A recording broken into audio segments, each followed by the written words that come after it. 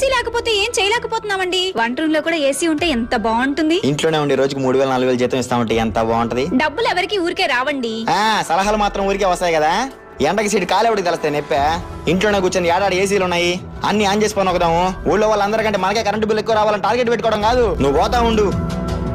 Part time job రోజుకి 3 నుంచి 4,000. Amazon products review ఇవ్వాలా, అంతేనా? ఏం చేస్తున్నారండి? డబ్బులు ఎలా సంపాదించాలని చూస్తావు. నేను ఇలా కానుకోవడం కాదు, నువ్వు పోతా ఉండు. రివ్యూ పెట్టేశాము, అకౌంట్ డీటెయిల్స్ కూడా పెట్టేశాము. ఊరే అప్పుడే 300 పడిపోయాయి. ఎవరైనా రెఫర్ చేయొచ్చా? పాప నాతో పాటు మా బావ కష్టపడతా ఉంటాడు, వాడిని కూడా రెఫర్ చేద్దాం. ఒరే నేను మీకు కొన్ని లింకులు పంపించున్నా, అవి ఓపెన్ చేసుకుని అప్లై చేసుకోండి, బాగా సంపాదించుకోవచ్చు. ఏంటండి అది? ప్రొడక్ట్లకి రివ్యూలు పెడితే సాలే రోజుకి 3,000 నుంచి 4,000 సంపాదించుకోవచ్చా?